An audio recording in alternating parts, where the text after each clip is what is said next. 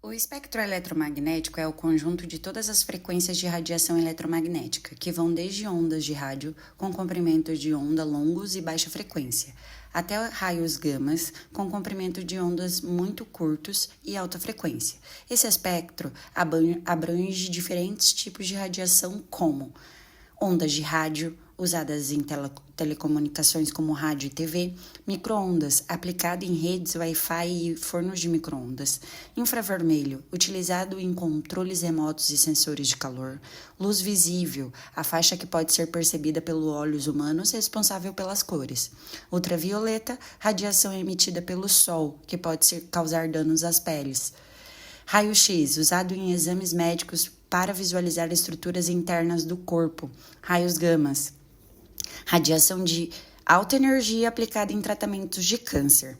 O comprimento de onda pode ser definido como comprimento entre dois vales ou duas cristas de onda, ou seja, é o comprimento entre duas partes que se repetem na onda.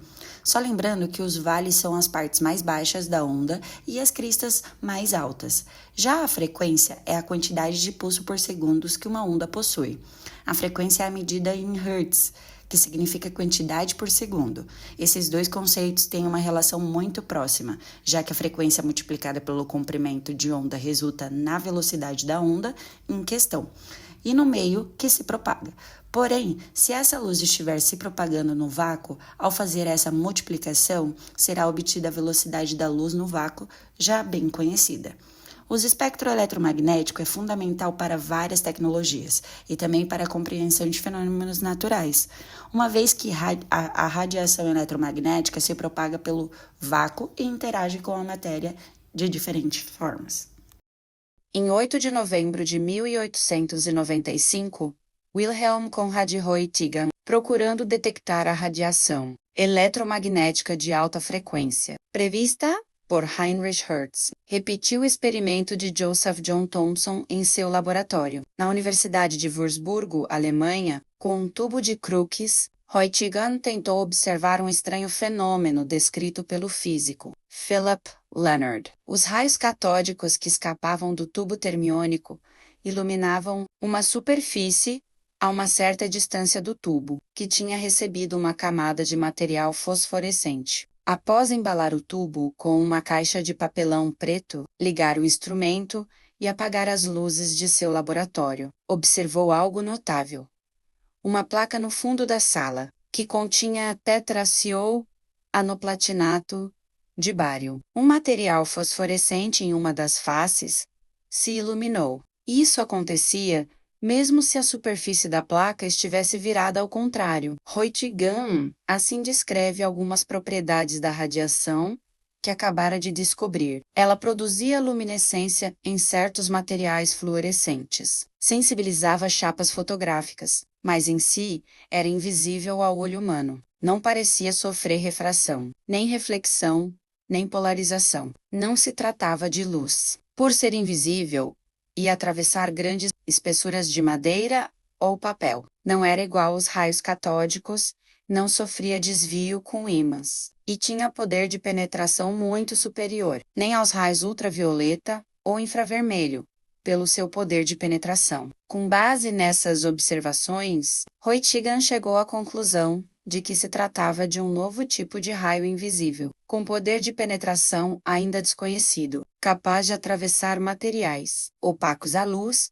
e a outras radiações, raios ultravioleta e infravermelho. Esse fenômeno aguçou tanto o interesse de Roger que continuou estudando intensamente suas propriedades características, expondo diversos materiais de densidades diferentes a fim de observar seu poder de penetração e, com o auxílio de um detetor fluorescente, fez uma importante observação. Segurando um disco de chumbo com a mão na intenção de verificar o poder da penetração dos raios naquele metal, viu que, além da sombra do disco, apareceu a sombra dos ossos da sua mão. Estava assim descoberta a radiografia. Para publicar suas observações, Roger passou a empregar placas fotográficas na revelação de imagens que conseguia com a exposição de objetos à radiação, em substituição do detetor fluorescente. Essas placas fotográficas possuíam nitrato de prata. Sob a ação da radiação, o íon se reduziu, clareando a parte exposta que foi atravessada e sofreu ação direta da radiação, e mantendo escura a parte mais densa do corpo em estudo, a qual sofreu menos ação da radiação. A revelação da placa produzida é um tipo de registro permanente, capaz de comprovar seus estudos. Foi utilizando essa técnica que, em dezembro de 1895, produziu uma das mais famosas fotografias, que caracterizavam bem aquela descoberta, a imagem dos ossos da mão de sua mulher, Anna Bertha Rothschild, em seu anel de casamento, que é considerada a primeira fotografia radiográfica.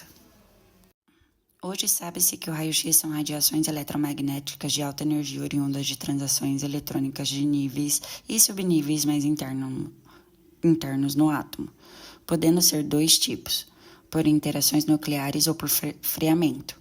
Entende-se como as interações nucleares a captura ou a expulsão de elétrons da camada interna pelo núcleo estável, gerando um orbital vazio que é preenchido por um elétron da camada mais externa, sendo a diferença da energia dos orbitais emitida de forma de raio-x.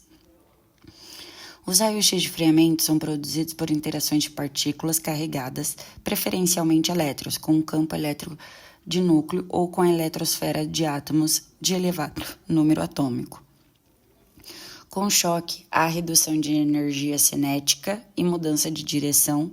Essa diferença de energia é emitida na forma de raio-x. Repercussão do raio-x. Os raios-x, descoberto em 1895 por Wilhelm Conrad Röntgen, geraram uma grande repercussão, tanto na imprensa quanto no mundo científico, devido às suas implicações revolucionárias na medicina e na física. Na Universidade de Würzburg, descobriu uma luz para a finalidade de fotografia. Pode penetrar através de madeira came e a maioria das substâncias orgânicas. Objetos maciços de metal encontra-se dentro de uma caixinha de madeira onde a imagem só pode mostrar os ossos e a carne fica invisível. Essa descoberta através do raio-x há uma possibilidade de fotografia através dos corpos opacos. Essa descoberta do raio-x tem comparação com outras notícias, descobertas científicas do século XIX. Essa notícia chegou em Nova York em 1896. As primeiras aplicações do raio-x. Há cerca de 2 anos, com o trabalho pioneiro de Röntgen, houve a primeira aplicação de raio-x que era possível visualizar as estruturas ósseas através do raio-x, que era feito por fotografia por fins científicos, médicos e clínicos. Anatomia humana e animais jamais vista dessa maneira, ainda mais em pessoas saudáveis ou não. A primeira radiografia foi feita em um hospital Birmingham, na Inglaterra, em fevereiro de 1996. Ainda estavam estudando a interpretação do raio-x. Houve treinamento médico e operador através do raio-x. É possível ver a parte interna e, se for preciso, até mesmo facilita numa cirurgia. Álvaro Alvim foi o primeiro a radiografar um caso de chipofagas, bebês siameses, Rosalina e Maria. Tinha seus próprios órgãos. Em 1897, houve a operação de separação com o cirurgião Eduardo Chapote e Prevost, e foi um sucesso, 1864 a 1907, ganhando a repercussão internacional através do raio-x. é possível descobrir diagnóstico tuberculose pulmonar. O primeiro aparelho começou a circular no Rio de Janeiro. Perigos ocultos dos raios-x. Desde praticamente a inserção dos raios-x no cotidiano, já haviam quem reconhecesse o perigo real daquela radiação ainda mal conhecida. Mas o fascínio que causavam nas pessoas faziam com que ignorassem os riscos à exposição. A enorme curiosidade levou muita gente a correr sérios riscos de saúde em suas tentativas de novas aplicações dos raios-x. Em março de 1896 já havia um alerta para o público sobre o perigo desses raios-x. Desde os primeiros tempos, muitos pesquisadores foram acometidos de úlceras, abscessos e graves queimaduras, levando à cirurgia, amputações ou até mesmo a morte por câncer.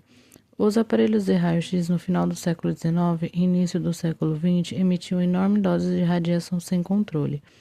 Álvaro Alvim morreu acometido de grave radiodermite que levou à amputação de suas mãos e antebraço. Ele desejava, com isso, que nenhum operador ou paciente sofresse o que ele estava passando. Na mesma ocasião, vieram os primeiros relatos da necessidade de algum tipo de radioproteção. Francis William, Chester Leonard e Emil Grube surgiram outras medidas, o uso de couro e de chumbo como protetores de tubo de radiação e do paciente. Mesmo assim, o risco de radiação continuou sendo ignorado. A necessidade de uma proteção radiológica. Com o passar dos anos, os relatos que se acumulavam alertavam sobre o fato de que as consequências biológicas de radiação X poderiam se tornar nocivas dependendo de como essa radiação era utilizada. Em 1902, parece que foi feita a primeira tentativa de se estabelecer um nível limite de exposição. Embora a pouca compreensão daquela radiação dificultasse o estabelecimento de algo fidedigno, em 1915, Britt Houghton adotou uma resolução sobre a proteção no uso dos raios-x. 5 anos depois, American Houghton estabeleceu uma comissão para determinar medidas de proteção radiológica. No ano seguinte, a British High apresentou suas primeiras regras de proteção radiológica. Em 1925, com a proposta de um limite de exposição para a pele. Apesar dessas propostas e tentativas, não havia um método de medida de radioatividade e de controle de radiação emitida pelos aparelhos de raio-x, a quais os operadores estavam expostos. Haviam até a ideia de se medir a radiação, avaliando o tempo necessário para que a pele ficasse avermelhada sob os raios-x. O desejo era que se estabelecesse um nível de exposição limite à radiação pelo ser humano, em condições razoáveis de confiabilidade e segurança. Só que com o quadro no início dos anos 20 não era possível. Fundado em 1929 no Rio de Janeiro, a Sociedade Brasileira de Radiologia, seus membros tiveram o grande mérito de trabalhar pela aprovação da Lei 1234, que trata dos perigos do trabalho com radiação.